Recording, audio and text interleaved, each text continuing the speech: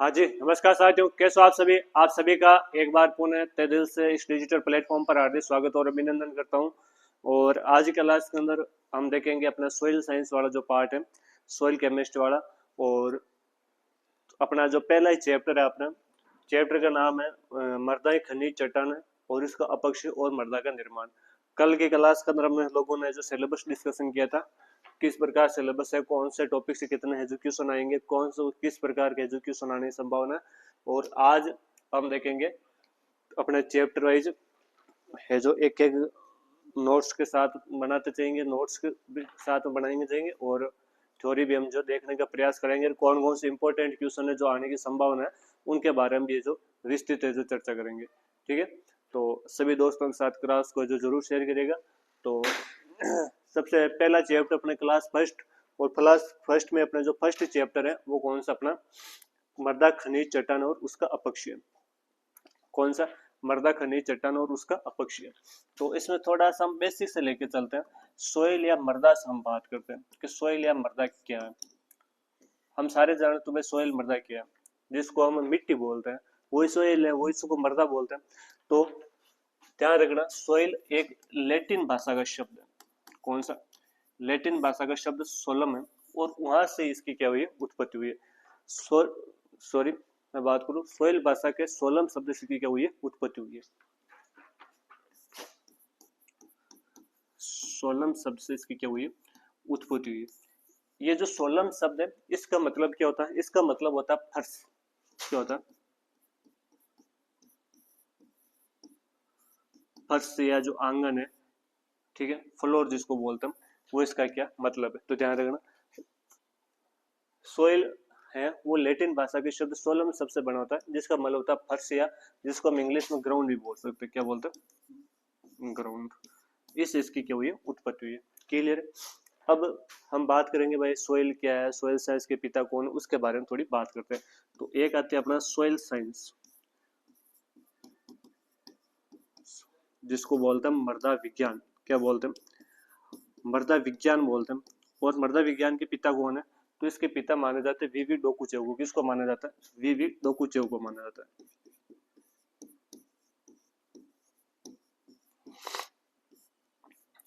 वीवी डोकुचेव को इसको क्या माना जाता है? पिता माना जाता है। इसके अलावा मृदा विज्ञान की एक शाखा आती है जिसको बोलते हैं पेडोलॉजी। क्या बोलते हैं? पेडोलॉजी। उसका भी जनक इसको माना जाता है, वीवी डोकुचेव को इसका क्या माना जाता है? जनक माना जाता है। क्लियर है? आगे हम बात करते हैं कि भाई अपने ये मृदा साइंस होती है जिसको सोइल साइंस बोलते हैं। अपने जो सिलेबस में वो है सोइल केमिस्ट्री। क्या है? Soil chemistry. ये दो अलग अलग विषय होते हैं। सोइल केमिस्ट्री, सोइल केमिस्ट्री क्या है, इसके जनक कौन है?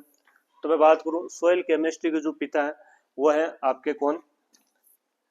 लेबिंग है। कौन है? लिविंग या लेबिंग जो है वो इसके क्या माने जाते हैं? पिता माने जाते हैं। लेकिन आपसे पूछ ले भारत के अंदर सोइल केमिस्ट्री के पिता कौन है, तो JW लेथर है। कौन है? JW जो लेथर है, इनको क्या माना जाता है? भारत के अंदर सोइल केमिस्ट्री का क्या माना जाता है? पिता माना जाता है। क्लियर है? तो अभी तक हमने ज्यादा कुछ नहीं पढ़ा, हमने सोइल बेसिक से शुरू किए। सबसे पहले हमने पढ़ा भाई सोइल क्या है। सोइल लैटिन भाषा का शब्द है, जिसका जो लैटिन भाषा का शब्द सोलम से बना होता है, जिसका अर्थ होता है अपने मैं बात करूँ फर्स्ट या ग्राउंड होता है। और इसके बारे में, इसके पिता के बारे में देखा भाई, मृदा विज्ञान के वीवी डोकुचेव। और जो पेडोलॉजी है वो इसकी एक ब्रांच चलती है, किसकी? सोइल साइंस की एक ब्रांच है पेडोलॉजी, और एक फिडोलॉजी होती है, दो ब्रांच है। उसके बारे में हम भी देखेंगे। इसके पिता कौन? वीवी डोकुचेव। और सोइल केमिस्ट्री के विश्व में तो कौन है? लिविंग है। और भारत में इसके पिता पूछे तो कौन है? अपने JW लेथर। इसको क्या माना जाता है? भारत के अंदर पिता माना जाता है। क्लियर है? तो अब चलते हैं आगे।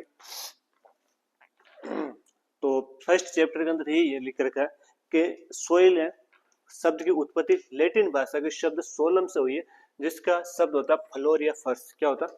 फ्लोर या फर्श, या जिसको हम इंग्लिश में ग्राउंड बोल सकते हैं। क्या बोलते हैं? ग्राउंड। क्लियर? अब आते हैं यहाँ की परिभाषा कि मृदा क्या है। तो मृदा एक त्रिविम प्रकार की प्रकार। त्रिविम क्या है? प्राकृतिक पिंड। त्रिविम का मतलब क्या होता है? 3D।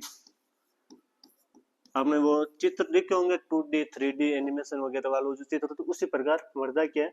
एक क्या है? प्राकृतिक पिंड है या त्रिवियम प्राकृतिक पिंड है जिसकी लंबाई, चौड़ाई और गहराई है। सॉरी क्या, लंबाई, चौड़ाई और गहराई होती है। तो ध्यान रखना, जिसकी लंबाई, चौड़ाई और गहराई होती है वो 3D होता है, और वो कौन रखना, सोइल है। बेकमैन या ब्रेडी के अनुसार यहाँ डेफिनेशन दी है कि मृदा एक प्राकृतिक पिंड है जो कि विच्छेदित और अपेक्षित खनिज पदार्थ और कार्बनिक पदार्थों के सड़ने से एक परिच्छेदिका के रूप में विकसित होती है। बिल्कुल सही है। परिभाषा किसने दी, तो ब्रेडी के अनुसार। बेकमैन और ब्रेडी दो साइंटिस्ट है, एक बंदा था जिसका नाम था बेकमैन और एक बंदा था जिसका नाम था ब्रेडी। इन्होंने क्या कहा, इन्होंने कहा कि जो भी अपने खनिज पदार्थ वगैरह है, क्या जो भी अपने खनिज है, या मैं बात अब करूं अपने जो कार्बनिक पदार्थ है, क्या है कार्बनिक पदार्थ, जो भी ऑर्गेनिक मैटर है वो मृदा के अंदर रहता है। वो सूक्ष्म जीव द्वारा उसको, जो सूक्ष्म जीव होते हैं, जो भी अपना ऑर्गेनिक मैटर होता है या जो अपने चट्टान होती है, चट्टाने खनिज है, खनिजों से चट्टाने बनती है, और चट्टानों को जब अपक्षय होता है तो वहां पर किसका निर्माण होता है, सोइल का निर्माण होता है। किसका, सोइल का क्या होता है, निर्माण होता है। ये इन्होंने बात की। और इन्होंने कहा कि मृदा एक ऐसा त्रिवियम प्राकृतिक पिंड, कैसा त्रिवियम प्राकृतिक पिंड है, ठीक है, जिसकी क्या होती है, जिसकी लंबाई भी है, जिसकी चौड़ाई भी है, और जिसकी क्या गहराई भी है। क्लियर है। तो बेकमैन या ब्रेडिन ज्यादा कुछ नहीं हुआ, इन्होंने कहा कि जो मृदा है वो कैसा है, त्रिवियम प्राकृतिक पिंड है। त्रिवियम का मतलब क्या होता है, 3D, ठीक है, और जिसकी लंबाई भी होती है, चौड़ाई भी होती है, गहराई भी होती है। और बाद इन्होंने बताया कि खनिज और जो कार्बनिक पदार्थ होते हैं इनके सड़ने गलने से जो होता है ये एक मृदा परिच्छेदिका के रूप में, सॉइल प्रोफाइल के रूप में क्या हो जाता है, जमा हो जाता है। सॉइल जो अपने परिच्छेदिका है या मृदा परिच्छेदिका सॉइल प्रोफाइल है, उसके रूप में यहाँ पर क्या हो जाता है, जमा हो जाता है। उसको हम किसके नाम से जानते हैं, सॉइल के नाम से जानते हैं। ये डेफिनेशन है जो यहाँ पर बता रखी है। क्लियर है। आगे मैं बात करूँ जोपे और मार्वत करके अनुसार दो साइंटिस्ट आए थे। उन्होंने क्या कहा कि मृदा एक प्राकृतिक पिंड है जो प्राकृतिक पदार्थों पर प्राकृतिक बलों के प्रभाव से विकसित होकर उनके असंस्तर बने जो पदार्थ के आकर भौतिक गुण, बनावट, रासायनिक गुण, जैविक लक्षणों में अलग अलग होते। बिल्कुल सही है। तो जो अपने कौन से साइंटिस्ट है, जोपे और मार्वत, कौन से, जोपे और मार्वत, जोपे। और इस जोपे ने कहा क्या, जोपे ने कहा कि जो मृदा है ये त्रिवियम प्राकृतिक पिंड है, प्राकृतिक बलों के द्वारा या बलों से जो दबाव है उसके द्वारा क्या है, निर्मित है। यह बात किसने की, अपने जोपे ने कही है। प्राकृतिक बलों के प्रभाव से ये क्या हुई, विकसित हुई, ये बात इन्होंने कही थी। अब बात करते हैं अपने मृदा की विशेषता। तो मेरे ख्याल से डेफिनेशन आपकी क्लियर हो गई होगी कि भाई मृदा किसे कहते हैं। तो अभी तक हमने ज्यादा कुछ नहीं पढ़ा। अभी तक हमने देखा कि भाई सोइल क्या है, तो मृदा सबसे पहले सोइल के बारे में पढ़ा। सोइल क्या है, तो सोइल के बारे में पढ़ा कि जो मृदा है लैटिन भाषा के शब्द सोलम से बने हुए थे जिसका अर्थ होता है फर्श या ग्राउंड होता है। और इसके अलावा हमने पढ़ा इसके पिता के बारे में पढ़ा और सोइल केमिस्ट्री के बारे में थोड़ी बहुत जानकारी देखी। इसके अलावा हमने पढ़ा कि मृदा क्या है, तो मृदा एक त्रिवियम प्राकृतिक पिंड है जो कि प्राकृतिक बलों द्वारा या मैं बात करूं पैतृक पदार्थों द्वारा क्या होती है, निर्मित होती है। दो अलग अलग साइंटिस्ट है, उन दोनों अलग अलग परिभाषा दी। मृदा को त्रिवियम प्राकृतिक पिंड इसलिए कहा जाता है क्योंकि इसकी लंबाई, चौड़ाई और क्या होती है, निश्चित गहराई होती है। क्लियर है। आगे हम चलते हैं मृदा की विशेषताएं, कैरेक्टरिस्टिक्स ऑफ सॉइल। मृदा की विशेषता क्या, तो ये मृदा पृथ्वी की सबसे ऊपरी परत मानी जाती है। किसकी, मृदा की सबसे ऊपरी परत मानी जाती है। बिल्कुल सही है भाई, अपने पृथ्वी है, पृथ्वी की सबसे ऊपर क्या है, मिट्टी है, मृदा है, और ये इसकी सबसे ऊपरी परत मानी जाती है। सही है। दूसरा, इसकी ऊपरी सतह पर विभिन्न विभिन्न प्रकार के खनिज पदार्थ पाए जाते हैं। पौधों की वृद्धि के लिए आवश्यक पोषक तत्व ऊपरी मृदा से प्राप्त होते हैं। बिल्कुल सही है। यदि हमें पौधा लगाना है या पौधे को कहीं से भी न्यूट्रिएंट्स वगैरह चाहिए वो तो कहाँ से लेगा, मृदा से लेगा। और मृदा क्या सबसे ऊपरी परत है। तो ये भी ध्यान रखना भाई, ये जितने भी अपने खनिज वगैरह है, जितने भी अपने पोषक तत्व हैं जो पौधों को चाहिए होते हैं वो सारे कहाँ पर है, मृदा के अंदर है, जो कि इसकी क्या माने जाते हैं, ऊपरी परत माने जाते हैं। अगला आता है पौधों को यांत्रिक आधार प्रदान करती है। बिल्कुल सही है। पौधों को जड़ें ये जो बांध कर रखती है। यदि मैं बात हो भाई आपको कहीं पर पौधा लगाना हो तो आप कहाँ पर लगोगे, मृदा के अंदर लगोगे। तो ये क्या करते थे, उनको यांत्रिक आधार देती है। जल एवं विभिन्न शस्त्रों में विभाज्य होती है। जल ये इसके विभिन्न स्तर होते हैं। अभी हम पढ़ेंगे मृदा के अंदर सोइल प्रोफाइल करके एक टॉपिक आएगा, उसमें देखेंगे इसके विभिन्न प्रकार के संस्तर होते हैं। जैसे सबसे ऊपर ओ संस्तर होता है, उसके बाद में ए संस्तर होता है, बी संस्तर होता है, सी संस्तर होता है, सबसे नीचे आर संस्तर होता है। इनको भी वापस उप संस्तरों में हम लोगों ने बांटेगा। तो इसके विभिन्न क्या होता है, संस्तर होते हैं, जिसमें विभिन्न पक्षों का संचय और स्थानांतरण होता है। बिल्कुल देखेंगे कि कौन सा संस्तर है जहाँ से कौन प्रकार के पदार्थ है उनका संचय होता है, किस प्रकार का है जो स्थानांतरण होता है, वो सारे यहाँ पर देखने वाले हैं। तो बिल्कुल हमने जो मृदा की विशेषता है, तो मृदा की विशेषता हम 3-4 पॉइंट याद रखना। पहला क्या है कि ये क्या है, सबसे पृथ्वी की ऊपरी परत है। क्या है, पृथ्वी की ऊपरी परत है। पृथ्वी की क्या मानी जाती है, ऊपरी परत मानी जाती है। क्लियर है। दूसरा पॉइंट क्या है, तो दूसरा पॉइंट क्या था कि ये पौधों को यांत्रिक सहारा देती है। क्या देती है, पौधों को यांत्रिक सहारा देने का भी क्या करती है, काम करती है। तीसरा पॉइंट क्या था, तो तीसरा पॉइंट क्या था कि पौधों को है जो इसमें विभिन्न प्रकार के क्या पाए जाते हैं, खनिज पदार्थ पाए जाते हैं। क्या पाए जाते हैं, विभिन्न प्रकार के खनिज पदार्थ पाए जाते हैं। और इसमें विभिन्न प्रकार के क्या पाए जाते हैं, मैं बात करूं पोषक तत्व या मैं बात करूं न्यूट्रंस वगैरह पाए जाते हैं, जो कि किसको उपलब्ध कराती है, पौधों को क्या करवाती है, उपलब्ध करवाती है। क्लियर है। यह मृदा की 3-4 विशेषता। एक इसकी चौथी विशेषता क्या था कि इसमें विभिन्न प्रकार की, मैं बात करूं संस्तरों के अंदर ये क्या होती है, डिवाइडेशन होती है। क्लियर।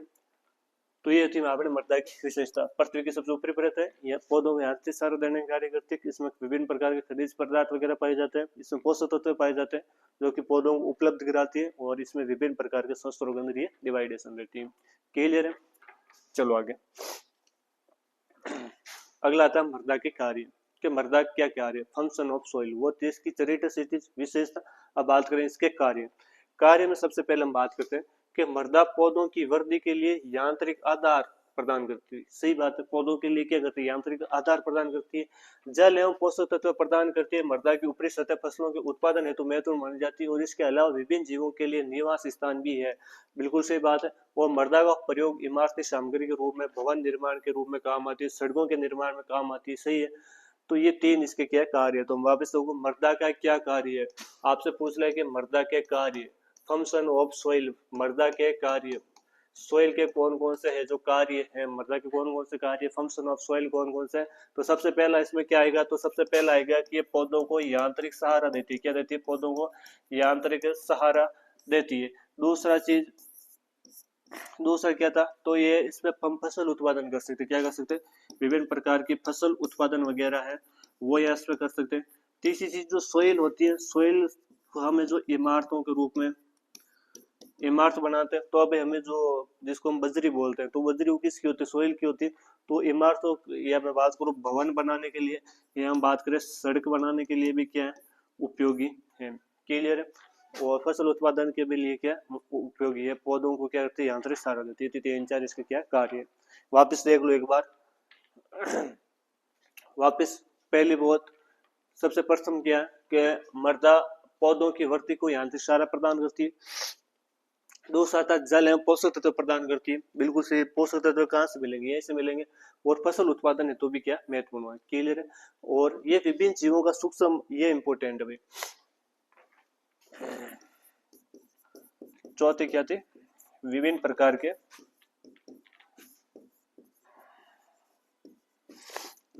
के जीवों का निवास स्थान है। आप देख सकते हो भाई मृदा के अंदर कितने प्रकार के सूक्ष्म जीव रहते हैं। इसके अंदर केंचुए है, अपने मैं बात करूँ कीड़े कितने प्रकार के रहते हैं, छोटे मोटे कितने जीव हैं, कीट वगैरह जो का रहते अपने मृदा के अंदर है, तो उनका निवास का भी काम कौन करती है, अपने मृदा करती है। क्लियर है। तो ये अपना हुआ मृदा के कार्य। चलते आगे। अगला आता है मृदा पादप वृद्धि के लिए किस प्रकार आवश्यक होती है। तो इसका आंसर दे रखा है कि भाई मृदा पादप वृद्धि के लिए किस प्रकार आवश्यक होती है। तो पादप वृद्धि के लिए किस प्रकार आवश्यक होती है, तो पहली चीज भाई पौधे की वृद्धि के लिए क्या चाहिए, पहला तो उसको यांत्रिक सहारा चाहिए। दूसरा उसको क्या चाहिए, जल चाहिए। तीसरा उसको क्या चाहिए, पोषक तत्व चाहिए। और सूर्य का प्रकाश ऑटोमेटिक उसको मिल ही जाएगा। तो भाई कोई भी पादप है उसको यदि सर्वाइव करना तो ये 4-5 कंडीशन चाहिए होगी। पहली चीज भाई कोई भी पादप है, मैं इधर बताता हूँ, कोई भी प्लांट है उसको वृद्धि करानी, उसकी क्या करवानी, आपको ग्रोथ करवानी है। तो ग्रोथ करवाने के लिए 4-5 कंडीशन होनी चाहिए। क्या? पहले इसके पास में होना चाहिए सनलाइट, सूर्य का प्रकाश। दूसरी चीज उसके पास में क्या होना चाहिए? वाटर होना चाहिए, जल की उपलब्धता होनी चाहिए। तीसरी चीज उसमें इस जल के अंदर में बहुत सारे न्यूट्रिएंट्स वगैरह जो घुले हुए होते हैं, ठीक है, या मैं अलग से भी लिख सकता हूँ उसको न्यूट्रिएंट वगैरह भी चाहिए, ठीक है। इसके अलावा इसको ऑक्सीजन चाहिए, बिल्कुल सही है। इसको अलावा उसको यांत्रिक सहारा देने के लिए भी कुछ चाहिए, तो यहाँ मैं लिख देता हूँ यांत्रिक सहारा। यदि ये 5-6 कंडीशन यदि फुलफिल कर लेता है कोई प्लांट्स, तो ऑटोमेटिक उसकी क्या हो जाएगी? ग्रोथ हो जाएगी। तो मेरे को बताओ, सूर्य का प्रकाश कहीं से लेने की आवश्यकता है क्या? नहीं, वो आप उसको पौधे को ऑटोमेटिक कहाँ से? पर्यावरण से मिल जाता है।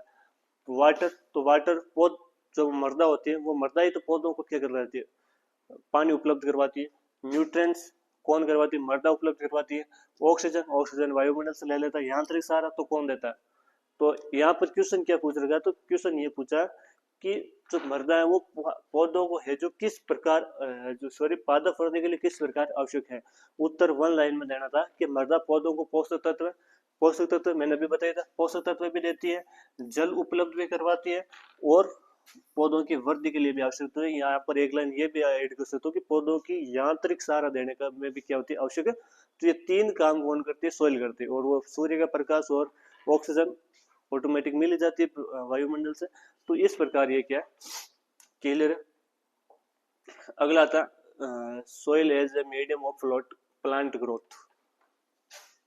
सोइल है वो किस प्रकार मीडियम यानी एक माध्यम है किसका? प्लांट ग्रोथ का। हिंदी के अंदर लिख देता हूं मैं, हेडिंग है पादप वृद्धि के लिए सोइल माध्यम। मृदा है वो किस प्रकार क्या माध्यम है। तो सबसे पहला आता है आवश्यक खाद्य पदार्थ क्या पोषक तत्व है, एसेंशियल न्यूट्रिएंट।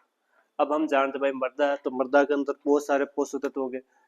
जैसे मैं बात करूँ अपने मृदा के अंदर अपने नाइट्रोजन होता है, फॉस्फोरस होता है, मृदा में ऑक्सीजन भी होती है, ठीक है। इसके अलावा पोटेशियम है, कैल्शियम, मैग्नीशियम है, जितने भी पोषक तत्व है, बेरियम है, आपके आयरन है, सारे जितने भी पोषक तत्व होते हैं। मैंने आपके अपने एक चैप्टर आएगा सही, तो 6-7 चैप्टर मेरे को ढंग से पता नहीं है, आएगा कि आवश्यक पोषक तत्व कौन सा, एसेंशियल न्यूट्रिएंट्स। तो उसमें देखिए पौधे की वृद्धि के लिए 17 आवश्यक पोषक तत्व होते हैं। कितने होते हैं? आपके 11th में था ये चैप्टर, तो ये वापस अपने सोइल में आ जाएगा, 12th में सोइल में आता है वापस चैप्टर। तो ये हम देखेंगे वो सारे ऐसे पोषक तत्व हैं जो कहाँ से प्राप्त? मृदा से प्राप्त होते हैं। दूसरा आता है जल। मृदा का प्रमुख अंग है, ये मृदा का प्रमुख अंग है। मृदा में जितने पदार्थ पेड़ पौधे ग्रहण करते हैं उनमें से प्रमुख है जल। प्रकाश संश्लेषण के आवश्यक होता है, ये एक अच्छा विलायक भी माना जाता है। विलायक का मतलब होता है जो किसी चीज को अपने अंदर क्या कर लेता है? घोल लेता है, ठीक है। तो ये मैं बात करूँ जितने भी ज्यादातर पोषक तत्व होते हैं वो ज्यादातर फॉर्म इसी फॉर्म के अंदर है जो पौधे क्या करते हैं? ग्रहण करते हैं। क्लियर? जो अन्य पोषक तत्वों को घोल के रूप में लेता है, ठीक है। अगला आता है जड़ों के श्वसन के लिए भी क्या करते हैं? ऑक्सीजन। बिल्कुल बिल्कुल, मृदा में भी क्या रहती है? ऑक्सीजन रहती है। मृदा में भी कार्बन डाइऑक्साइड होती है। अभी हम देखेंगे इसका रेशियो आएगा अपना कि मृदा में कितनी होती है, वायुमंडल में कितनी होती है। और इस बार सुपरवाइजर क्वेश्चन भी यही था, तीन क्वेश्चन क्या था वो भी हम देखेंगे। तो यहाँ पर देखेंगे supply of oxygen of root dispersion, यानी जो जड़ें हैं पौधों की उसकी वृद्धि के लिए, उसके लिए क्या करती है? आपके ऑक्सीजन क्या करता है? सप्लाई करता है। क्लियर? यहाँ पर लिख रहा है पौधों की जड़ों के श्वसन के लिए ऑक्सीजन मृदा वायु से प्राप्त होती है। मृदा वायु में जो ऑक्सीजन होती है वो 20.3, नाइट्रोजन 79.0 और जो कार्बन डाइऑक्साइड वो 0.3% पाई जाती है। क्लियर? वापस ये रेशियो ध्यान रखना, रेशियो इंपॉर्टेंट है भाई। जो नाइट्रोजन है वो पाई जाती है 79%, याद रख लेना आप। क्लियर?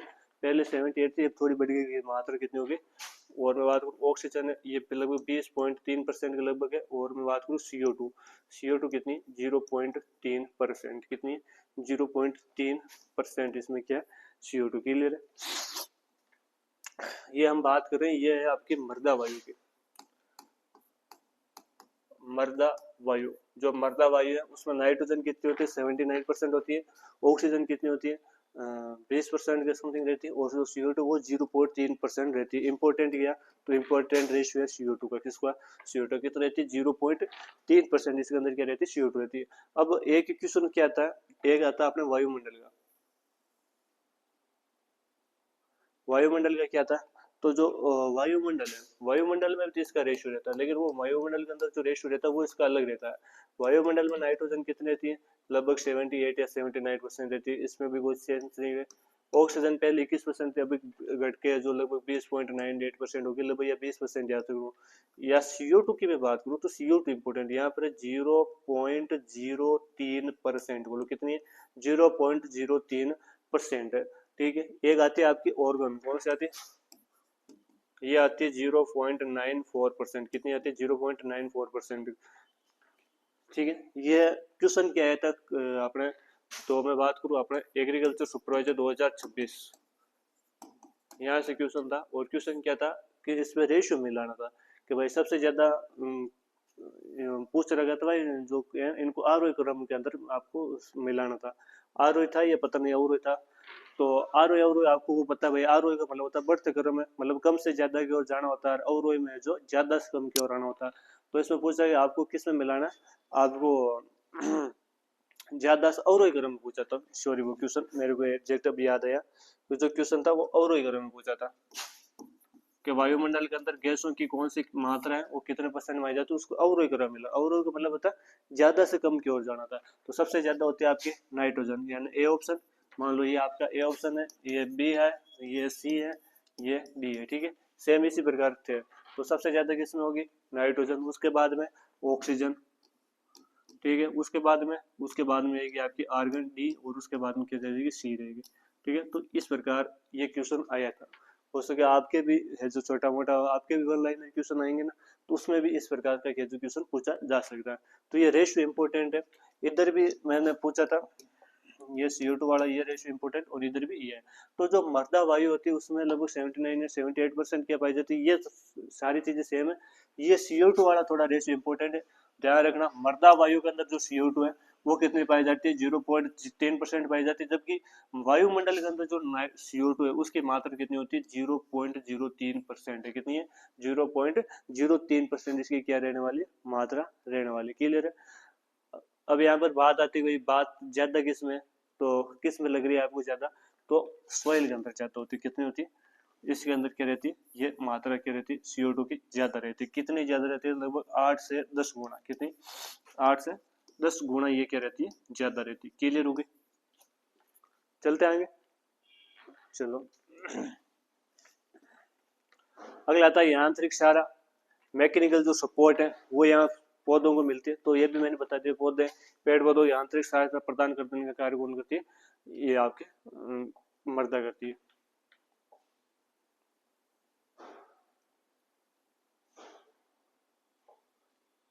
अगला आता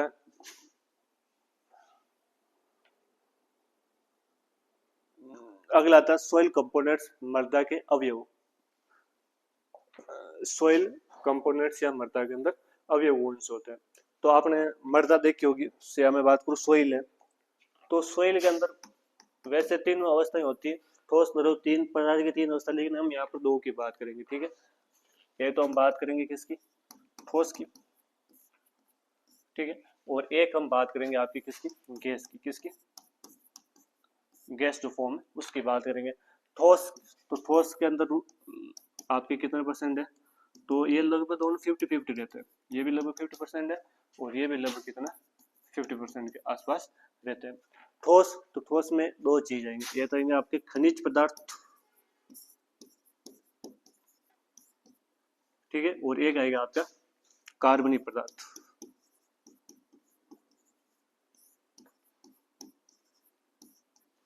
क्लियर है। खनिज पदार्थ कितने होते हैं, ये रहते हैं जो 50 है, उस 50 का कितना 45% तो कौन है, खनिज पदार्थ है, और पीछे कितना बचा 5%, तो 5% कौन होता है, आपके कार्बनिक पदार्थ होते हैं। क्लियर है। उधर बात करें गैस में, या इस गैस वाले जो भाग, इसको हम रंध्र अवकाश भी बोल सकते हैं, क्या बोलते हैं, रंध्र अवकाश। क्लियर है। तो जो रंध्र अवकाश होता है, तो रंध्र अवकाश में दो चीज हो सकती है, क्या हो सकता है, या तो जल होगा, या क्या हो सकती है आपके और वायु हो सकती है। जल का जो रेशियो होता है वो लगभग 25% होता है, और जो आपकी मैं बात करूँ वायु होती है उसका भी कितना होता है, लगभग 25% इसका क्या होता है, रेशियो होता है। क्लियर है? तो ये इसका रेशियो रहता है। ये जो जल वायु का जो रेशियो ये ऊपर नीचे हो सकता है। जैसे भाई बात करूँ अपने, अभी बारिश का मौसम चल रहा है तो उसमें थोड़ा बहुत हो सकता है भाई जल का रेशियो ज्यादा हो जाएगा, वायु का कम हो जाएगा, लेकिन ये लगभग ऊपर नीचे होता रहता है। लगभग ये आप ऐसा मान सकते हो भाई इतना होता है। अब आता है भाई रंध्र अवकाश क्या चीज होती है। जैसे आपने एक चीज नोटिस की होगी, मान लो मैं अपने कोई प्लेट वगैरह या प्लेट में क्या लेता हूँ, मृदा के क्या लेता हूँ, कण लेता हूँ। जैसे इसमें क्या मृदा के कण है, ये मैंने क्या ले लिया, मृदा के कण ले लिए। बहुत सारे इसमें क्या ले लिए, कण है।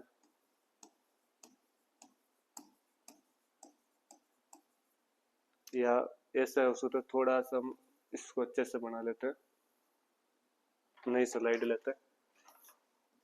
ये कोई मान लो बीकर है और इसमें क्या है, मृदा की ये कण है।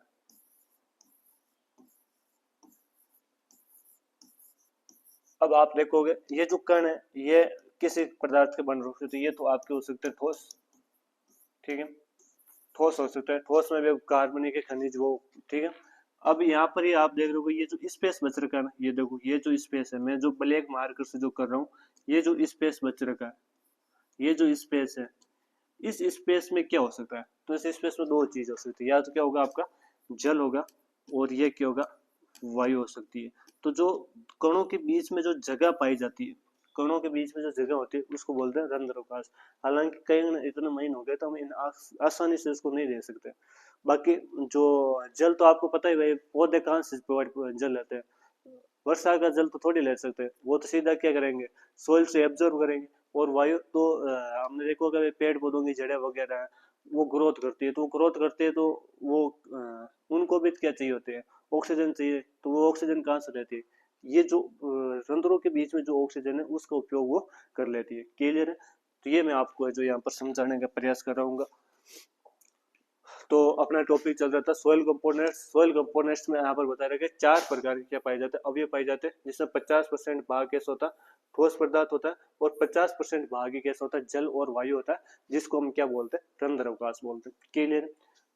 बात समझ में आ गई, रंध्र अवकाश क्या होता है, ठोस भाग कितना होता है, पूरा मेरे ख्याल से रेशियो हो गया। वैसे यहाँ पर मैंने पाई चार्ट भी बनाया है कि आपने, ये आपके कार्बनिक पदार्थ है, ये टोटल आपका कोई भी कण है या मान सकते हो आप मृदा है, इसके अंदर जो ये बीच वाली लाइन है ये ठोस पदार्थ को अंकित कर रही है, जबकि इधर वाली किसको कर रही है, रंध्र अवकाश को। ठीक है, जो ठोस पदार्थ है उसमें भी खनिज है वो कितना 45% है, जो कार्बनिक पदार्थ है वो कितना 5% है, और 25-25 का जो रेशियो वो जल और वायु का रहने वाला है।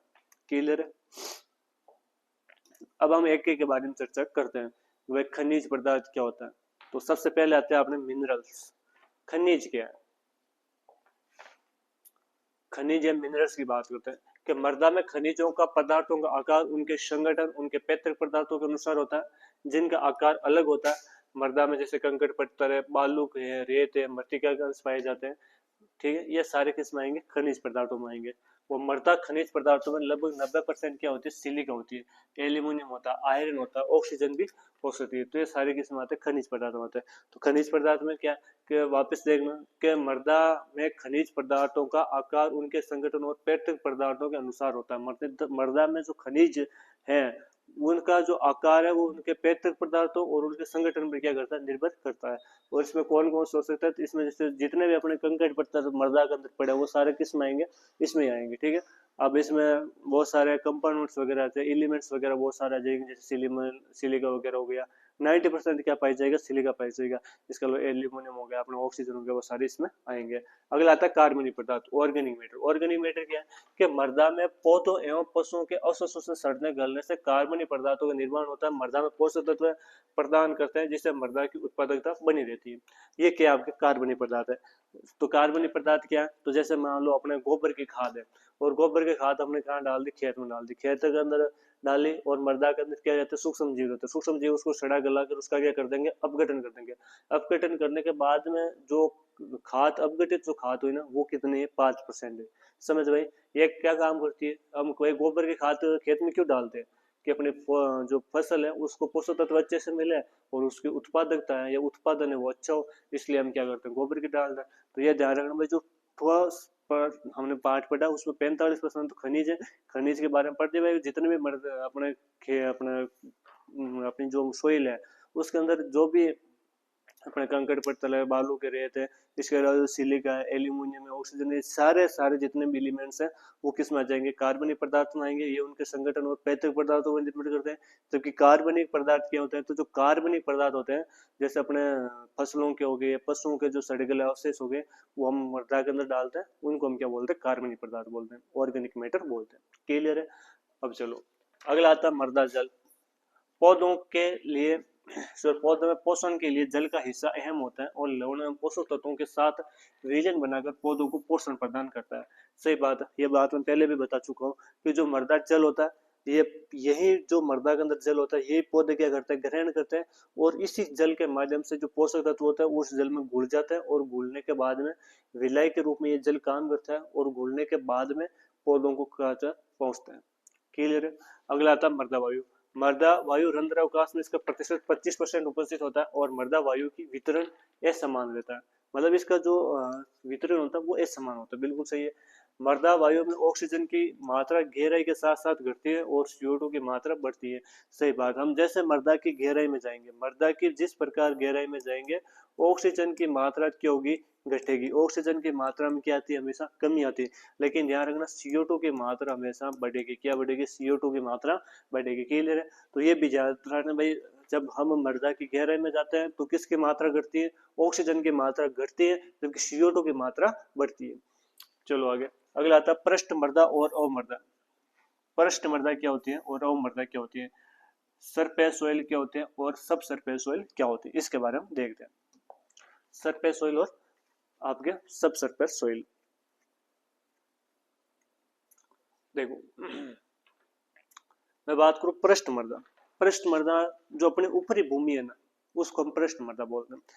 इधर मैं बताऊं पृष्ठ मृदा क्या है।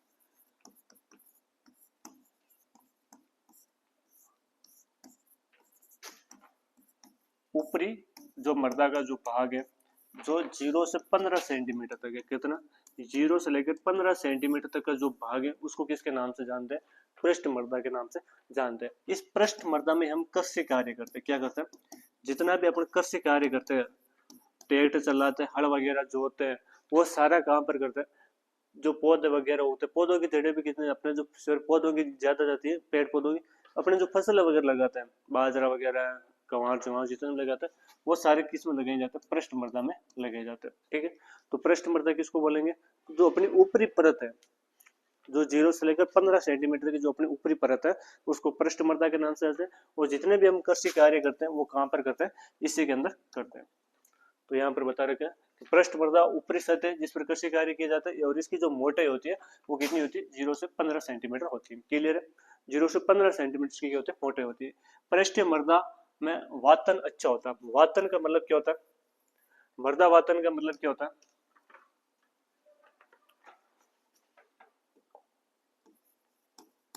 मृदा वातन, वातन का मतलब होता है वायु का ट्रांसलेशन। जो ऊपरी मृदा होती है इसके अंदर वायु का जो संचार होता है, क्या, वायु का संचार, वायु का संचार है, इसको हम क्या बोल सकते हैं, मृदा वातन बोल सकते हैं। कि जो ऊपरी मृदा होती है उसके अंदर वायु का संचार क्या हो सकता है, अच्छा होता है।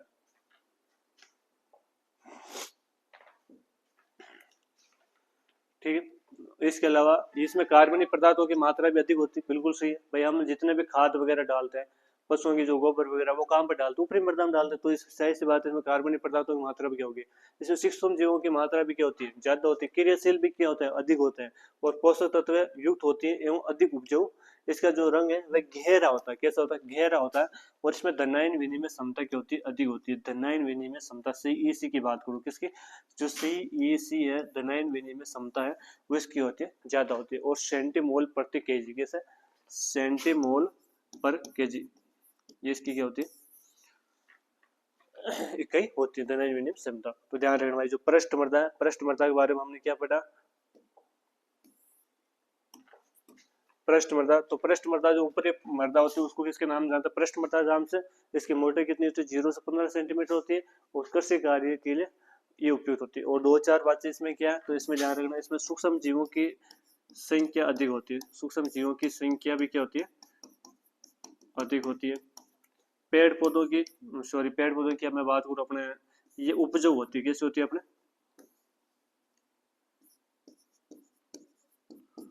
उपजाऊ होती है। रंग कैसा होता है? गहरा होता है। और मृदा वातन यानी वायु का जो ट्रांसलेशन है वो भी इसमें क्या होता है? अच्छा होता है। क्लियर?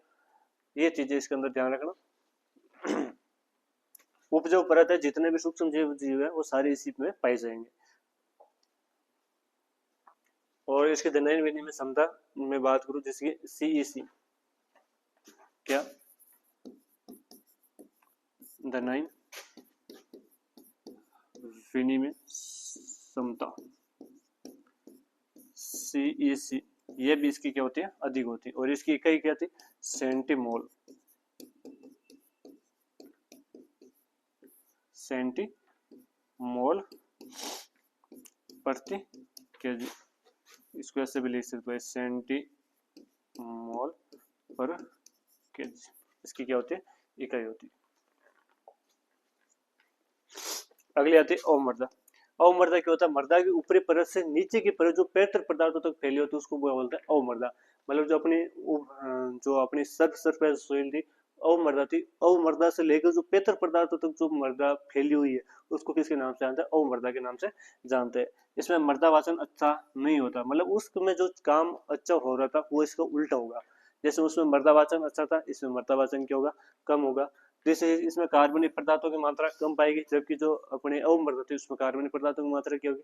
ज्यादा होगी। इसमें सूक्ष्म जीवों की संख्या एवं क्रियाशीलता क्या होती है? कम होती है। जब उसमें सूक्ष्म जीवों की क्रियाशीलता क्या होती है? सबसे अधिक होती है। ये कम उपजाऊ होती है एवं पोषक तत्व से क्या होती है? युक्त होती है। कम पोषक तत्व युक्त होती है। इस पोषक तत्वों की मात्रा कम पाई जाती है और उपजाऊ भी। इसका रंग कैसा होता है? हल्का पीला होता है, जबकि उसका गहरा रंग की थी। और इसकी दनाइन विनिमय क्षमता भी क्या होती है? कम होती है, जबकि इसकी दनाइन विनिमय क्या होती है? ज्यादा होती है। तो जो अवमृदा है उसका सेम इसमें क्या करता है? उल्टा करना है। क्लियर है? चलते हैं आगे। अगला अपना टॉपिक आएगा जिसका नाम रहेगा सोइल प्रोफाइल मृदा परिचितिका। अब बात करते हैं मृदा परिचितिका। सोइल प्रोफाइल क्या है? इंपोर्टेंट है आपके बोर्ड एग्जाम की तरफ से। मृदा परिचितिका, तो मैं बात करूं अपना सोइल प्रोफाइल, मृदा परिचितिका।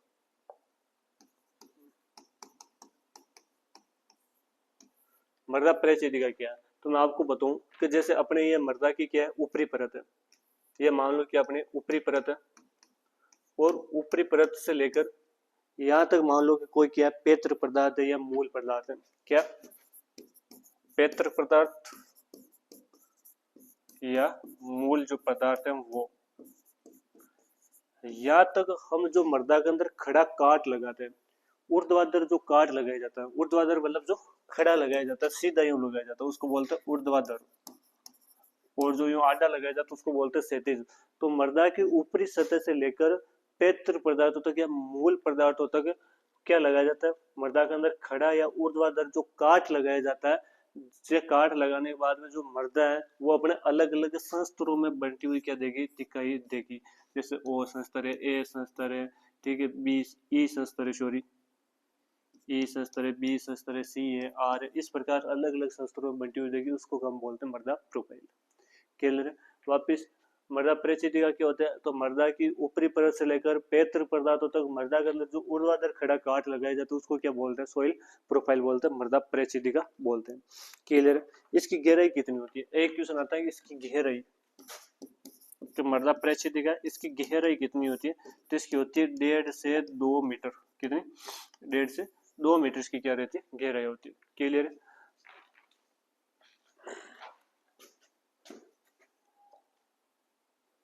मृदा परिचिका, मृदा का ऊर्ध्वाधर काट लगाने पर धरातल की ऊपरी परत से मूल पदार्थों तो विभिन्न परतें दिखाई देती है, उसे संस्तर बोलते हैं। तो ध्यान रखना, ये जो हम काट लगाते हैं ना, मृदा के अंदर ये जो ऊर्ध्वाधर जो काट लगाया जाता है उसको तो क्या बोलेंगे, मृदा प्रोफाइल। और ये जो आडी आपको लाइनें दिखेंगी ना, ये इनको बोलते हैं संस्तर। जैसे सबसे ऊपर ओ संस्तर, ए संस्तर, ई संस्तर, बी संस्तर, सी संस्तर, सबसे नीचे चट्टान होती है। इस प्रकार ये संस्तर होते हैं। इन संस्तरों को भी वापस दो अलग अलग भागों में बांटा जाता है, ये इनको उप संस्तर बोलते हैं। ठीक है, तो इस प्रकार में बात कर रहा है। तो मृदा परिस्थितिका, मृदा का ऊर्ध्वाधर काट लगाने पर धरातल की ऊपरी सीमा पर मूल पदार्थों तक जो विभिन्न परतें, तो उनको क्या बोलते हैं, शस्त्र बोलते हैं। इन विभिन्न शस्त्रों को मृदा परिस्थितिका कहते हैं, जिसे ओ है, ए है, बी है, सी है, आर में प्रदर्शित करते हैं, जो इस प्रकार है। तो सबसे पहले हम बात करते हैं अपने शस्त्र दे रखे। तो ओ है या ई शस्त्र है, इसको निष्कालन शस्त्र के नाम से भी जाना जाता है। बी और सी को अंतर शस्त्र जान सकते हैं। इसके अलावा जो कठोर है वो आर है, जिसको रोक वाला शस्त्र बोलते हैं। अब सबसे पहले बात करते हैं ओ शस्त्र। ओ शस्त्र क्या होता है, इसको O1 और 2 उप शस्त्रों में बांटा गया है, और इसमें सड़े गले पदार्थ होते हैं जिन्हें आंखों से पहचाना जा सकता है। O2 शस्त्र में अपघटित पादप जंतु अवशेष होता है, अपघटित जो पादपीय जंतु अवशेष होते हैं जिन्हें आंखों से नहीं पहचाना जा सकता। तो हम बात करेंगे मृदा परिच्छेदिका की। किसकी बात करेंगे, मृदा परिच्छेदिका। जैसे मैंने ये क्या बनाया, एक मान लो मृदा परिच्छेदिका, ये क्या है इसका, ये मान लो इसका ओ संस्तर, क्या है, ओ संस्तर है। और इसका वापस हमने दो भागों में डिवाइड कर दिया। कितने भागों में, दो भागों में। क्यों किया, तो एक तो हो जाएगा अपना ओ संस्तर, देखो ये अपना था ओ संस्तर, इसको दो भागों में मार दिया, तो ये हो जाएगा O1 और ये हो जाएगा O2। क्लियर है। O1 क्या होता है कि ये सबसे ऊपरी शस्त्र होता है, सबसे ऊपर वाला जो शस्त्र होता है, ये इसको ऐसे लिख दो भाई, ये O1 है और ये O2 है, ये सबसे ऊपरी शस्त्र है। एक मिनट इसको हल्का सा इधर ले लेते हैं। ये सबसे क्या है, ऊपरी शस्त्र है। इसे हम क्या कर सकते हैं, आंखों से देख सकते हैं, आंखों से क्या कर सकते हैं, देख सकते हैं। ये जो O2 शस्त्र है, ये सड़े गले, या मैं बात करूं अपघटित पादप या जंतु के क्या होते हैं, इसमें अवशेष होते हैं, अवशेष। और इसको आंखों से नहीं देख सकते, इसको क्या नहीं देख सकते, आंखों से नहीं देख सकते। ये भी ध्यान रखना भाई।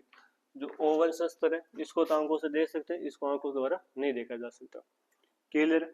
चलो दूसरा शस्त्र के बारे में बात करते हैं। दूसरा शस्त्र आता है ए शस्त्र, सबसे ऊपरी खनिज शस्त्र माना जाता है। एक मिनट, जो सबसे ऊपरी खनिज शस्त्र है वो किसको माना जाता है, इसी को माना जाता है। ये कार्बनिक पदार्थों का खनिज के साथ मिश्रण पाया जाता है। A2 कार्बनिक पदार्थों खनिज के साथ मिश्रण पाई जाती है, ये भी ध्यान रखना। इसके अलावा A2 जो शस्त्र है, इसमें मृतिका, लोहा, एल्यूमिनियम के ऑक्साइड का निक्षालन नीचे के शस्त्रों में पाया जाता है।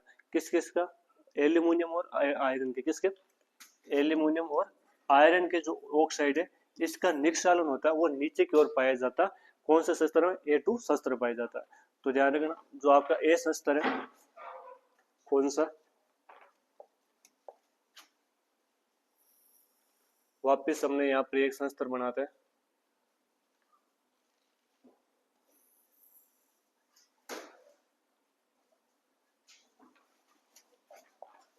ये अपना क्या ए शस्त्र है, और इसको वापस हमने A1 या A2 में डिवाइड कर दिया। ये जो ऊपर वाला जो शस्त्र होता है, इसको हम बोलते हैं खनिज शस्त्र। क्या बोलते हैं, खनिज शस्त्र बोलते हैं। और इसमें ध्यान रखना, कार्बनिक पदार्थ और आपके खनिज पदार्थ, कौन से, खनिज पदार्थ और कार्बनिक पदार्थ इसमें क्या रहते हैं, सामूहिक रूप से मिश्रित रहते हैं। जबकि जो आपका सेकंड वाला है, कौन सा, आपके A2 शस्त्र। A2 शस्त्र के अंदर क्या होता है, एल्यूमिनियम और आयरन के, एल्यूमिनियम और आयरन के ऑक्साइड होते हैं, उनका क्या होता है, स्थानांतरण होता है। स्थानांतरण का क्या मतलब होता है, वो नीचे की ओर क्या होता है, गति करते हैं। क्लियर है। तो चार शस्त्र अपने यहाँ पर क्या होते हैं, क्लियर होते हैं। आगे चलते हैं। बी शस्त्र, बी शस्त्र ये परिवर्तनशील शस्त्र है, जिसमें मृतिका या एल्यूमिनियम ऑक्साइड होता है। यहाँ पर क्या होता है, जमा होता है। क्या होता है, जमा होते हैं। क्लियर। तो जो बी शस्त्र है इसमें एल्यूमिनियम और आयरन के जो ऑक्साइड है वो जमा होते हैं। इधर देखो, ये अपने कौन सा शस्त्र बनेगा, बी शस्त्र बनेगा, बी शस्त्र है। और यहाँ पर जो एल्यूमिनियम और आयरन के जो ऑक्साइड है, जो ऑक्साइड है वो क्या होता है,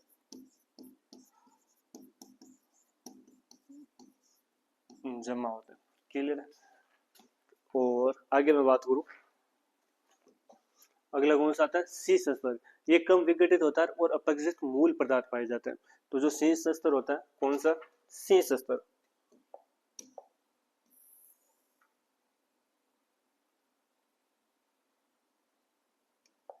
सी शस्त्र ये कैसा होता है, कम अपघटित होता है। कैसा होता है, कम अपघटित होता है और इसमें मौलिक मूल पदार्थ पाए जाते हैं। और अगला शस्त्र की बात करूं, अगला आता है आपका आर। इसमें कठोर चट्टानें पाई जाती है। क्या पाई जाती है, जो आर शस्त्र है,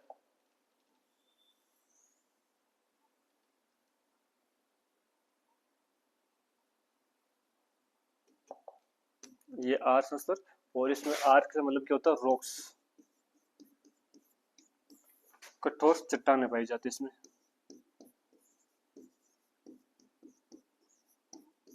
चट्टानें पाई जाती है। तो ये अपना भाई क्या है, सोइल प्रोफाइल है। और इसमें कौन कौन से शस्त्र पाए जाते हैं उसके बारे में थोड़ा सा हमने जानकारी देखी। तो सबसे पहले हमने सोइल, उसके बारे में पढ़ा भाई, सोइल प्रोफाइल क्या है। तो मृदा की मान लो ऊपरी परत है, और मृदा की ऊपरी परत से लेकर यहाँ पर जैसे मूल पदार्थ है या पेत्र पदार्थ यहाँ तक है, तो यहाँ पर हमने जो ऊर्ध्वाधर काट लगे उसको मृदा प्रोफाइल बोलते हैं। और ये जो आपकी आधे लाइन दिख रही है, ये क्या आपके शस्त्र है, क्या जैसे ओ शस्त्र, ए शस्त्र, बी शस्त्र, सी शस्त्र, आर शस्त्र, तो ये अलग अलग क्या होगा, आपके शस्त्र हो गए। और जो ओ शस्त्र है उसको हमने दो भागों में बांटा, O1 और O2, ये दो इसके क्या हुए, उप शस्त्र हुए। O1 के अंदर ऊपरी शस्त्र है और आंखों से इसको दे सकते हैं। O1 में सड़े गले अपघटित या पादप जंतु अवशेष पाए जाते हैं, जिसको हम आसानी से नहीं दे सकते। ठीक है। और ध्यान रखना, जो भी हम कृषि कार्य करते हैं वो ओ शस्त्र में करते हैं। जितना भी हम कृषि कार्य करते हैं, जितना भी हम क्या करते हैं, कृषि कार्य करते हैं, वो इसी शस्त्र में करते हैं। किसमें, ओ शस्त्र में करते हैं। और ये पाया जाता है अपने जंगल वाली मृदा में। बोलो कौन सी, जो जंगल वाली जो मृदा है उसमें ये पाया जाता है। क्लियर है। दूसरा था आपका ए शस्त्र। कौन सा, ए शस्त्र। ए शस्त्र की बात करूं तो इसको हम किसके नाम से आते हैं, खनिज शस्त्र के नाम से। क्यों, क्योंकि इसमें खनिज ज्यादा मात्रा में पाए जाते हैं और खनिज और कार्बनिक पदार्थ साथ में पाए जाते हैं। दूसरा था आपका A2 शस्त्र। कौन सा, A2 शस्त्र है, इसको ई शस्त्र के नाम से भी जाना जाता है। क्या है, तो इसमें एल्यूमिनियम और आयरन के ऑक्साइड में क्या होता है, स्थानांतरण होता है। तो इसका ऑक्साइड का क्या होता है, स्थानांतरण होता है, इसलिए इसको बोलते हैं वॉशिंग आउट। क्या बोलते हैं, वॉशिंग आउट शस्त्र भी बोलते हैं। क्या बोलते हैं, वॉशिंग आउट। मतलब वॉश का मतलब क्या होता है, धोना, और धोने के बाद जो गंदगी होती है वो क्या हो जाती है, आउट हो जाती है, नीचे की ओर क्या हो जाती है, ट्रांसलेट हो जाती है, इसलिए इसको बोलते हैं। और बी शस्त्र के अंदर क्या होता है, एल्यूमिनियम और इसके ऑक्साइड क्या होता है, जमा होता है, इसलिए इसको बोलते हैं वॉशिंग इन। क्या बोलते हैं, वॉशिंग इन शस्त्र के नाम से भी जाना जाता है। और ये सी है, ये कम अपघटित होता है, इसमें मेल पदार्थ पाई जाता है, आग में क्या पाई जाती है, चट्टाने पाई जाती है। क्लियर है। तो ये अपने क्या शस्त्र है। अधिकतम निष्कालन क्षेत्र है वो इसको माना जाता है, किसको, सी को। सी को क्या माना जाता है, अधिकतम निष्कालन क्षेत्र। कोई भी चीज का निष्कालन होगा वो ज्यादातर यहाँ तक आ सकती है, इससे नीचे नहीं जाएगी। अधिकतम निष्कालन क्षेत्र। क्लियर। तो वापस सबसे पहले मैं थोड़ा सा वापस आपको डायग्राम के माध्यम से बता देता हूँ कि भाई हमने क्या बनाया, ये क्या बनाया, सोइल प्रोफाइल बनाई। इसमें ये क्या थे, शस्त्र थे, इसको हमने दो भागों में बांटा। ये आपका O1 था, ये आपका O2 था। O1 में क्या था, तो O1 को हम सामान्य आंखों से नहीं देख सकते। क्लियर है। O2 को हम क्या सकते हैं, आंखों से देख सकते हैं। इसमें सड़े गले या पेड़ पौधे, वो जीव जंतु के क्या पाए जाते हैं, जो अपघटित पदार्थ है या वो इसमें पाए जाते हैं। ठीक है। जो हम जितना भी कृषि कार्य करते हैं वो किसमें करते हैं, इसी में करते हैं। इसके अलावा जंगल वाली मृदाओं में शस्त्र पाया जाता है। दूसरा शस्त्र कौन सा आता है, ए शस्त्र। बोलो कौन सा शस्त्र आता है, ए शस्त्र। इसी के दो भाग हुए, ए या जिसको A2 या ई शस्त्र के नाम से भी हम जान सकते हैं। ये क्या होता है, तो सबसे पहले ऊपर वाला इसको बोलते हैं खनिज शस्त्र। जो ऊपर वाला है इसको तो क्या बोलेंगे, खनिज शस्त्र। क्या बोलेंगे, खनिज शस्त्र बोलेंगे। और क्यों बोलते हैं? क्योंकि इसमें कार्बनिक पदार्थ और खनिज पदार्थों का मिश्रण रूप से पाए जाते हैं। एल्यूमिनियम और ये है, इसको बोलते हैं एल्यूमिनियम और आयरन। एल्यूमिनियम और जो आयरन होते हैं उनके जो ऑक्साइड होते हैं, क्या होते हैं? ऑक्साइड, उनका क्या होता है? स्थानांतरण होता है, ट्रांसलेट होता है, इसलिए इसको बोलते हैं वॉशिंग आउट। क्या बोलते हैं? वॉशिंग आउट शस्त्र बोलते हैं। क्लियर? इसके अलावा होता है शीत शस्त्र। शीत शस्त्र होता है, इसको बोलते हैं वॉशिंग इन। क्या बोलते हैं? वॉशिंग इन। सॉरी, बी शस्त्र आएगा, फिर यहाँ पर कौन सा आएगा? बी शस्त्र आएगा, जिसको बोलते हैं वॉशिंग इन शस्त्र। क्लियर? और यहाँ पर जो एल्यूमिनियम आयरन के ऑक्साइड होते हैं वो यहाँ पर आके क्या होता है? जमा होते हैं, इसलिए इसको बोलते हैं। ठीक है सी, यहाँ पर मूल पदार्थ बोलते हैं, या जो पैतृक पदार्थ होते हैं वो ज्यादातर यहाँ पर आके जमा होते हैं, और इसको बोलते हैं अधिकतम निक्षालन क्षेत्र। अधिकतम निक्षालन क्षेत्र। और यहाँ पर लास्ट में क्या पाई जाती है? आर। आर यानी रॉक्स, कठोर चट्टान नीचे पाई जाती है। ठीक है, तो ये पूरा परफॉर्म रहता है। जब भी क्वेश्चन आए मृदा प्रोफाइल का क्वेश्चन आएगा, हालांकि आएगा तो बड़ा क्वेश्चन आएगा, ठीक है, 3-4 नंबर का क्वेश्चन आएगा। जब भी क्वेश्चन आएगा मृदा प्रोफाइल का, तो कैसे करोगे? सबसे पहले मृदा प्रोफाइल की डेफिनेशन लिखनी है, भाई मृदा परिस्थिति क्या होती है उसके बारे में बताना है। दूसरी चीज, शस्त्र क्या होता है उनके बारे में बताना। किसके बारे में बताना? शस्त्र, भले वो पूछे या न पूछे, आपको बताना है। शस्त्र कुछ प्रकार होते हैं, जैसे ओ है, ए है, E2 है, बी है, सी है, आर है, ये सारे शस्त्रों के नाम भी लिखना है। उसके बाद में यदि बड़ा क्वेश्चन आ रहा है 3 से 4 नंबर, यदि डेफिनेशन पूछ के छोड़ गए तो इतने सोल प्रोफाइल की आप डेफिनेशन बता दो, काम हो जाएगा। लेकिन बड़ा क्वेश्चन पूछ रहा है तो आपको पूरा ये डायग्राम बनाना है, इसके अंदर कौन कौन से शस्त्र है, उनके पूर्वों के जितने भी शस्त्र उनके बारे में एक एक चीज उसको नोट डाउन करनी है। क्लियर? तो आज की क्लास काफी लंबी हो जाएगी वैसे क्लास, और इसी प्रकार हम मिलते हैं नेक्स्ट क्लास में। क्लास कैसे लगी कमेंट करके जरूर बताना। कोई टॉपिक यदि आपके दिक्कत है या समझ में नहीं आया, कम आया, तो कमेंट कर देना। नेक्स्ट क्लास होगी तो मैं वापस उसको है जो पढ़ाने का प्रयास करूंगा। आज की क्लास हमने लोगों ने ज्यादा कुछ पढ़ा नहीं है, थोड़ा आपको बोर्ड मोटा वापस रिवीजन कर दो। तो सबसे पहले हमने पढ़ा भाई सोइल क्या है, तो सोइल लैटिन भाषा के शब्द सोलम से बनी हुई थी, जिसका मतलब होता है फर्श या ग्राउंड होता है। इसके अलावा हमने पढ़ा भाई सोइल क्या है, तो इसके दो साइंटिस्ट आए थे। या मैं यदि सोइल की बात करूँ तो मृदा एक तिरविम प्राकृतिक पिंड। तिरविम प्राकृतिक पिंड क्यों कहते हैं? कि इसकी लंबाई, चौड़ाई या गहराई होती है। ये प्राकृतिक या पैतृक पदार्थों द्वारा, प्राकृतिक बलों द्वारा ये क्या होती है? निर्मित होती है। इसके अलावा हमने इसकी विशेषताएं देखी। विशेषता या मैं बात करूँ मृदा के क्या कार्य हैं, तो दोनों लगभग सेम ही है। क्या? तो ये पहले भाई पौधों को आंतरिक सहारा देती है, फसल उत्पादन के लिए अच्छी होती है। या मैं बात करूं जल है, वायु पौधों को जो अच्छी उपलब्ध करवाती है। ठीक है, पोषक तत्व पौधों को क्या करवाती है? उपलब्ध करवाती है। इसके अलावा हम लोगों ने क्या देखा? तो पहले ये देख लिया, और इसके बाद में क्या था अपना?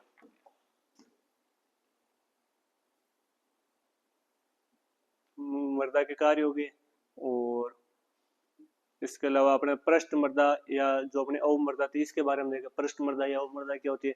तो जो पृष्ठ मृदा होती है, जो ऊपरी परत है, जो 0 से लेकर 15 सेंटीमीटर की होती है, उसको पृष्ठ मृदा बोलते हैं। जिसमें हम कृषि कार्य करते हैं उसको पृष्ठ मृदा बोलते हैं। 3-4 इसकी विशेषता थी। पृष्ठ मृदा अवमृदा में अंतर आपसे जो जरूर पूछ सकता है, ये इंपॉर्टेंट है। ठीक है, अवमृदा किसको बोलते हैं? तो पृष्ठ मृदा तो लेकर जो पैतृक पदार्थों तक जो फैली होती है उसको हम बोलते हैं अवमृदा। ठीक है, अब ये बात करते हैं कि इसमें क्या, तो ये एक दूसरे की अपोजिट होती है। इसमें मर्दावाचन अच्छा होता है। मर्दावाचन का मतलब मैंने क्या बताया था? अपने हवा का ट्रांसलेशन, हवा मतलब अच्छी किस्म होगी। ठीक है, जैसे वो मर्दा में अच्छी होगी तो अपने अवमर्दा में जो आपकी होती है अपमर्दा उसमें कम होगी। ठीक है, इसमें कार्बनिक पदार्थों की मात्रा ज्यादा होती है, सूक्ष्म जीवों की मात्रा क्या होती है? ज्यादा होती है। ये उर्वर होती है, उत्पादक होती है। या मैं बात करूँ पौधों के लिए अच्छी मानी जाती है। सूक्ष्म जीव इसमें ज्यादा होते हैं, कार्बनिक पदार्थों की मात्रा ज्यादा होती है। इसकी धनायन विनिमय क्षमता वेरी वेरी इंपॉर्टेंट है। धनायन विनिमय क्षमता वो इसकी क्या होती है? अवमर्दा की ज्यादा होती है। और ये कही क्या थी? सेंटीमोल प्रति केजी। और जो अपमर्दा ये इसकी बिल्कुल अपोजिट हो जाएगी। जो आपकी कौन सी मृदा थी वो पृष्ठ मृदा, वो अपमर्दा इसकी उल्टी हो जाएगी। क्या हो जाएगी? उल्टी हो जाएगी। इसमें धनायन विनिमय क्षमता कम होती है, इसमें सूक्ष्म जीवों की मात्रा कम पाई जाती है, इसकी जल धारण क्षमता होती है, इसका रंग हल्का पीला होता है, उसका रंग गहरा काला था, सूक्ष्म जीवों की मात्रा कम है, सारी चीजें इसमें उल्टी हो जाएगी इसकी। ठीक है, तो ये देखा। इसके अलावा क्या था अपने? ये मृदा कंपोजिशन, सॉइल का क्या संगठन है? तो हमने देखा जो मृदा है मृदा में दो प्रकार पाए जाते हैं, ये तो ठोस होता है, दूसरी कौन सी होती है रंध्र अवकाश बोल सकते हो, या इसको गैस फॉर्म बोल सकते हैं। ठोस में दो चीज होती है, कार्बनिक भी होता है और आपके मैं बात करूँ खनिज होते हैं। खनिज कितने होते हैं 45% होते हैं, कार्बनिक कितने होते हैं 5% होते हैं, और जल और वायु का जो रेशियो वो कितना होता है अपने 25-25% होता है। कार्बनिक पदार्थों के अंदर हम देखा है जो कार्बनिक पदार्थ है जैसे अपने कंकड़ पत्थर सिलिका बालू एलिमन ओशन के जितने भी एलिमेंट्स है वो सारे किसमें आएंगे कार्बनिक पदार्थ में आएंगे, सॉरी खनिज पदार्थ में आएंगे। कार्बनिक पदार्थ में कौन सा आएंगे जितने भी अपने फसलों के पशुओं के सड़े गले अवशेष जो हम खेतों में डाल देते हैं वो किसमें आएंगे अपने कार्बनिक पदार्थों में। जो क्या होता है अपने उपज होते हैं फसल के लिए अच्छा होता है वो किसमें आएंगे अपने जल और वायु के बारे में हमने क्या पढ़ा है। तो जल होता है वो अच्छा विलायक होता है, पेड़ पौधों में जितने भी पोषक तत्व होते हैं वो सारे घुलते हैं और इसी के माध्यम से पौधों के पहुंचते हैं। मृदा वायु ये आप क्या पता मृदा वायु, तो मृदा वायु की मतलब मृदा वायु होती है जड़ों के विकास के लिए इसको अच्छा माना जाता है, ठीक है। और इसका हमने वो रेशियो भी देखा था भाई, इसके अंदर कौन कौन से तो आपने देखा भाई नाइट्रोजन है, CO2 है, ऑक्सीजन है, ये सारी इसमें गैस पाई जाते हैं। इनका रेशियो भी देखा था भाई वायुमंडल में कितनी पाई जाती है और अपने मृदा जो है उसमें कितनी पाई जाती है। तो हमने मृदा वायु के अंदर नाइट्रोजन 78-78 दोनों में सेम थी, ऑक्सीजन लगभग 20-20 सेम थी। इंपोर्टेंट कौन है CO2 मृदा के अंदर तो कितनी पाई जाती है 0.3%, और वायुमंडल में कितनी पाई जाती है 0.0%। ज्यादा कहाँ पाई जाती है मृदा में पाई जाती है, कितनी 8 से 10 गुना ज्यादा पाई जाती है। क्लियर है, ये देखा था हमने। और क्या देखा था आज की क्लास में रंध्र अवकाश मैंने बताई थी भाई रंध्र अवकाश क्या होता है। और इसके अलावा हमने ये शस्त्र देखा मृदा परिच्छेदिका क्या होती है। तो मृदा परिच्छेदिका मैंने बता दिया तो मृदा की ऊपरी सतह से लेकर पैतृक पदार्थों तक हम जो ऊर्ध्वाधर खड़ा काट लगाते हैं उसको मृदा परिच्छेदिका बोलते हैं। इसमें जो हमने आईडी शस्त्र देखते हैं यो जो आईडी लाइनें जो दिखती है उसको हम क्या बोलते हैं शस्त्र बोलते हैं। शस्त्र विभिन्न प्रकार से उसमें O है, E है, B है, C, R ये इसके शस्त्र होते हैं। सबसे पहले ओ शस्त्र देखा था। ओ शस्त्र में क्या था, तो ओ शस्त्र सबसे ऊपरी शस्त्र होता है, जंगली मृदा में पाया जाता है, कृषि कार्य इसमें करते हैं, आंखों से देख सकते हैं। दूसरा शस्त्र था O2, इसको सामान्य आंखों से नहीं देख सकते। पेड़ पौधे हैं जो जीव जंतु के अपघटित जो जीवांश पदार्थ होते हैं या जो वेस्ट मटेरियल होता है वो इसमें पाया जाता है। दूसरा हमने ए शस्त्र देखा था। ए शस्त्र को वापस दो भागों में A1 या ई शस्त्र या A2 शस्त्र मान सकते हैं। ई शस्त्र इसको खनिज शस्त्र बोलते हैं। क्यों बोलते हैं, इसमें खनिज और जो पैतृक पदार्थ है वो है जो इसमें पाए जाते हैं, या दोनों मिश्र रूप से पाए जाते हैं। दूसरा शस्त्र कौन सा था अपने, तो दूसरा शस्त्र A2 या ई शस्त्र बोल सकते हैं, जिसको हम बोलते हैं अपने वॉशिंग आउट शस्त्र, जिसमें एल्यूमिनियम और सिलिका के जो ऑक्साइड होते हैं उनका क्या होता है निक्षालन होता है। तीसरा बीस शस्त्र जिसमें क्या होता है वो वापस जमा होते हैं, इनका रंग गहरा काला होता है और इसको वॉशिंग इन शस्त्र बोलते हैं। शीर्ष शस्त्र जहाँ पर पैतृक पदार्थ ज्यादा पाए जाते हैं और ये अधिकतम निक्षालन क्षेत्र, उसके बाद में आ जाती है नीचे चट्टान। तो आज की क्लास में जो भी देखा हमने लास्ट के 5 मिनट में उसको रिविजन कर लिया। तो कैसी क्लास लगी कमेंट करके जरूर बताना। मिलते हैं नेक्स्ट क्लास में, इसी तरह आपका प्यार और सपोर्ट हमारे साथ बनाए रखिए।